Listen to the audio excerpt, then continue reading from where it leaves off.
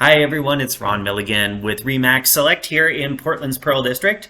And today what I have for you are some condominium numbers. So numbers for condominium sales. And what we're looking at is just kind of an informal survey that we take at our office for condo sales from the North Pearl down to the South Waterfront and from the Willamette River over to the West Hills. Only condominiums inside that area, no co-ops, no townhouses, no single-family homes, and nothing outside that area. And what we'll be looking at today will be some year-end numbers. Now that we're at the end of 2021, we have those figures. And then some supply and demand things that we're seeing right now, and then what we're seeing as agents out there showing properties and listing properties, and what we expect going into the spring. So the big first thing, those numbers for the year end of 2021. So when we average the sale price from 2020 for all the condominiums that sold during that year, we come up with around $478,000 as the average sale price. And when we compare that to the 2021 number, we're seeing an increase of around 7% in the average sale price. 2021 was around $512,000. Keep in mind that when we're looking at that number, 2020 was an abysmal year. It was a really tough year for condominiums. It pretty much tanked the market for most of the year. It really didn't start to show signs of life until around September of 2020. So when we're looking at a 7% increase in 2021 in the average sale price, it's compared to a really, really bad year. So we should see a nice increase there anyway. And then let's put that in context with the overall Portland metro market and the average sale price increase for the metro market, everything included, including condominiums. The increase was 15.8%. So we're way behind where the market on the whole is. Condos are definitely still underperforming. The number of active listings, as you can see here on this chart, is 155, and that's great news because it is showing a regular decline in the number of active listings that we're seeing. So we're at 155 right now. We had 190 the month before, November 236, 274 in October, so on and so forth.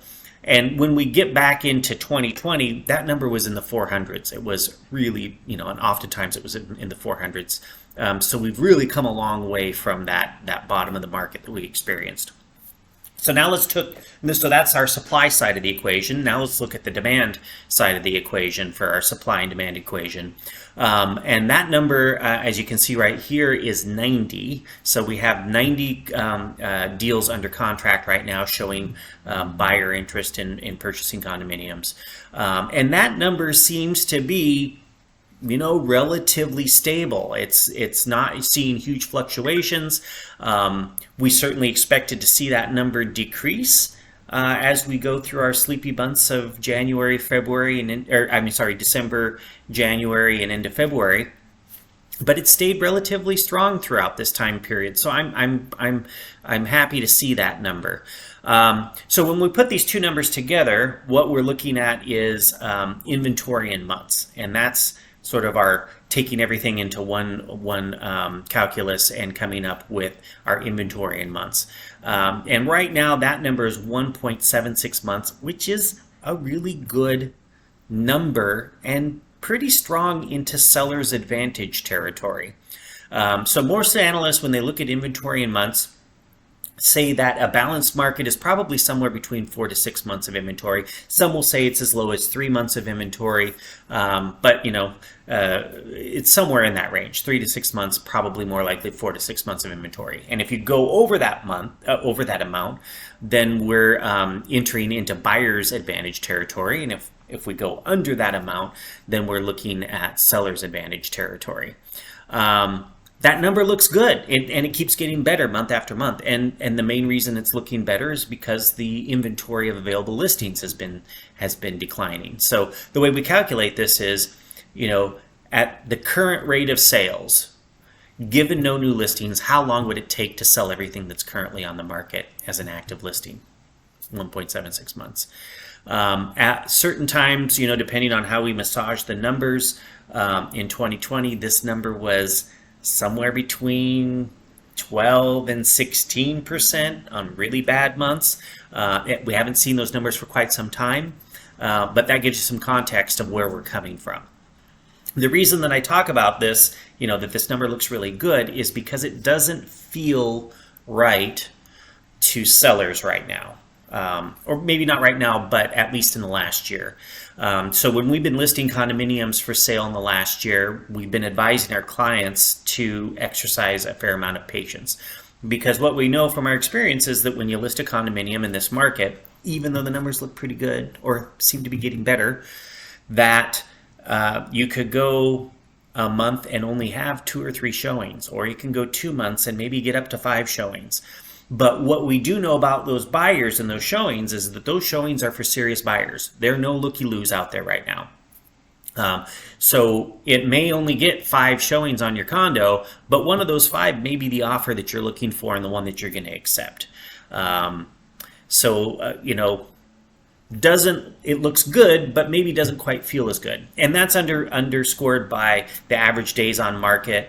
Over the last 30 days of sales, the average time on market was 73 days. So a condo sat on the market for 73 days before they received an acceptable offer. And then the other number is the average sale price as a percentage of the original list price. So you listed your condo at a certain price. Maybe you had to do a price reduction. Maybe you had to do 2.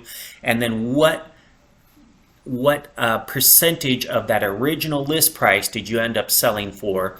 Right now, that number is 96.85%. That's coming up. That number was around 90%. It's getting better.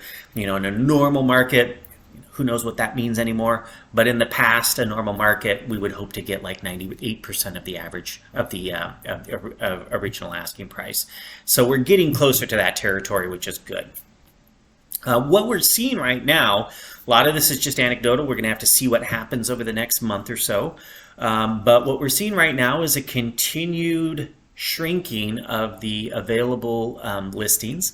I look at every active, pending, and sold condo in the close-in area every single day, and I'm seeing condominiums that are selling relatively quickly, like in less than a week. Keep in mind that it's we're talking about condominiums that are that don't have many stopping points. They probably have good views. They're in good locations with nice interiors and healthy HOAs without special assessments or really high HOAs or something like that suppress the values. All of those things, if you're hitting on all those cylinders, you're probably going to sell really rather quickly. We're seeing more buyers out there on the market, fewer properties hitting the market. I suspect that there's kind of a shadow inventory of folks that were trying to sell last year that gave up. And as we started hitting the holidays, maybe before Thanksgiving, they said, this isn't working. Let's take our property off the market and then let's relist in the spring and see what happens. Maybe the market will be better then. And I think that's probably going to happen. It's going to bring some more inventory to the buyers that we have right now. And it may push our inventory and months numbers a little bit higher. But my gut right now says that we're probably going to be doing all right, that we've got enough demand and there isn't quite as much supply coming to the market as we suspected might be coming, last fall. So, of course, only time will tell. I'll keep my finger on the pulse and be sure to inform you here of what I find next month. Of course, in the meantime, if you have any questions about what's going on or specific neighborhoods or specific buildings or stuff like that, I'm happy to share what I know and do a bit of research and get you your answers. So until next month with my next update, I'll say goodbye and hopefully we'll see you out on the streets.